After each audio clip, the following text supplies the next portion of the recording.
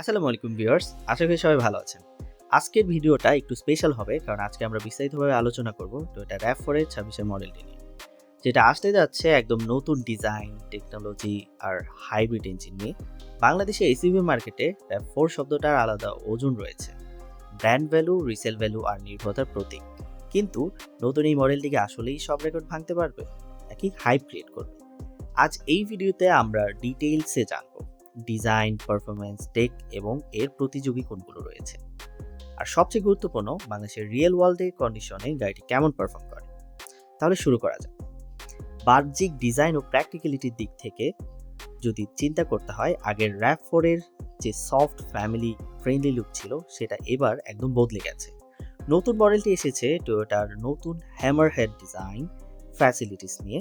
সামনের দিক থেকে দেখবেন বড় bold grill, sharp LED headlight যেগুলো ডে টাইমে রানিং লাইট হিসেবে কাজ করে এবং লেজার সিস্টেম রয়েছে। এবং এর ডিজাইনই শুধু স্ট্রাইকিং না, এর অ্যারোডাইনামিক্সও অনেক উন্নত।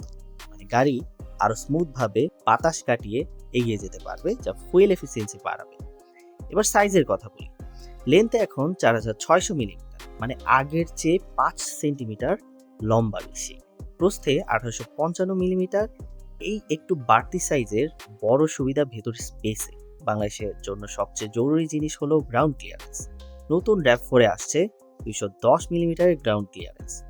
এটা আপনাকে ঢাকার রাস্তার 95% গর্ত, বর্ষার পানি আর গ্রামের আধা পাকা রাস্তার ক্ষেত্রে রক্ষা করবে। কালার অপশনের মধ্যে রয়েছে ম্যাট গ্রে, মেটালিক ব্লু আর পার্ল হোয়াইট।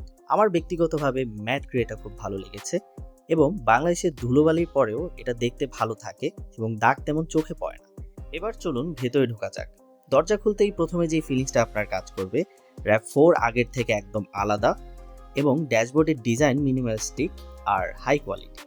ড্রাইভারের সামনে 12.3 ইঞ্চির ফুল ডিজিটাল ক্লাস্টার। এখানে আপনি আপনার পছন্দের মতো তথ্য সেট করতে পারবেন। নেভিগেশন ম্যাপ, গাড়ির এনার্জি ফ্লো, কখন ইলেকট্রিক মোটর চলছে বা ইঞ্জিন চলছে, ট্রিপ কাউন্ট এবং সবকিছু। মাঝখানে আছে 14 ইঞ্চির টাচ স্ক্রিন। বাংলাদেশি ইউজারদের জন্য গুড নিউজ, এটা বাংলা ভাষা সাপোর্ট করে। অ্যান্ড্রয়েডের ক্ষেত্রে অটো এবং অ্যাপলের ক্ষেত্রে কারপ্লে ওয়্যারলেসলি কাজ করে। মানে আপনার ফোন কানেক্ট করলেই স্ক্রিনে গুগল ম্যাপ, স্পটিফাই চলে আসবে।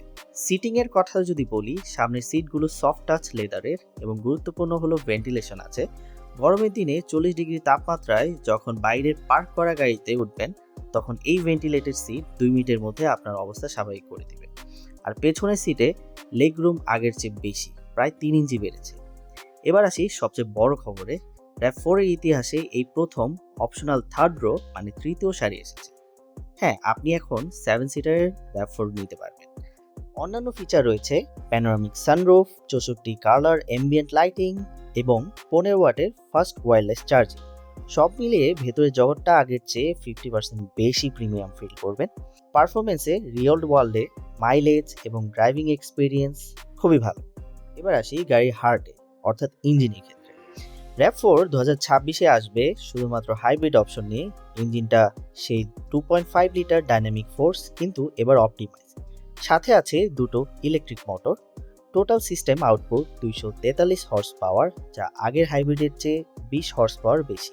হাইব্রিড গাড়ির অ্যাক্সেলারেশন একটু অন্যরকম। যখন আপনি থ্রটল প্রেস করবেন, প্রথম 2-3 সেকেন্ড শুধু ইলেকট্রিক মোটর কাজ করে, সাইলেন্ট আর ইনস্ট্যান্ট টর্ক, তারপর ইঞ্জিন কানেক্ট হয়।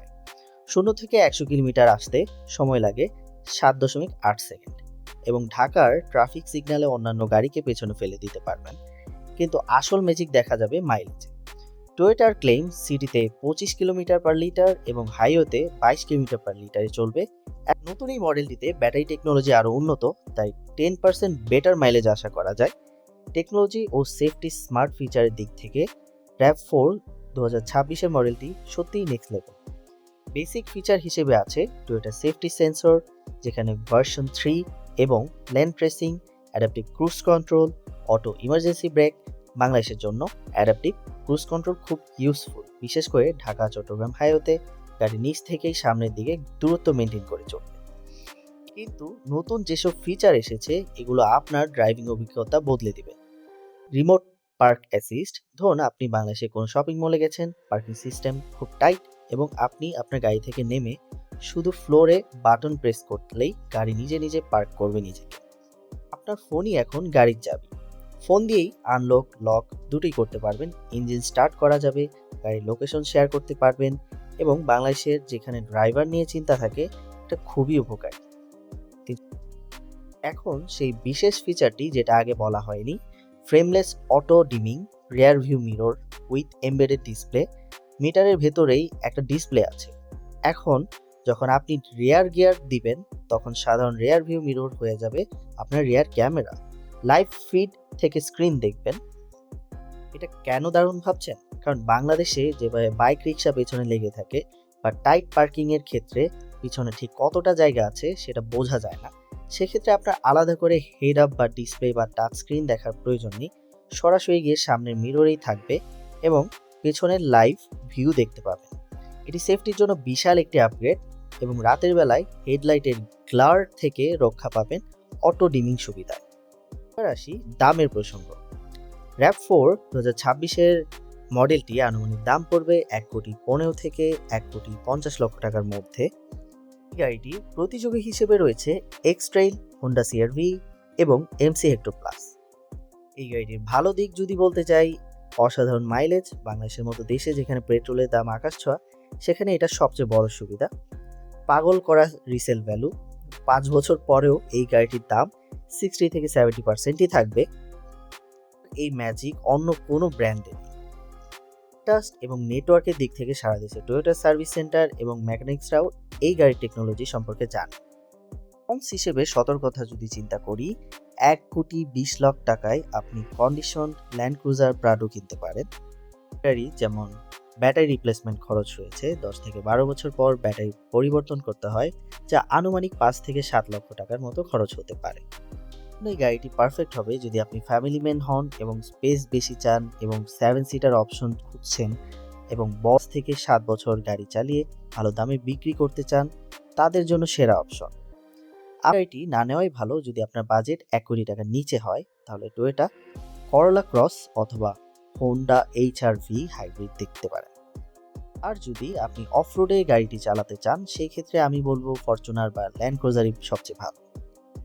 আপনাদের কি মনে হয়, RAV4 2026-এর মডেলটি কি হোন্ডা CR-V হাইব্রিড মডেল বা এর যে কম্পিটিটর রয়েছে তাদেরকে কি পেছনে ফেলতে পারবে?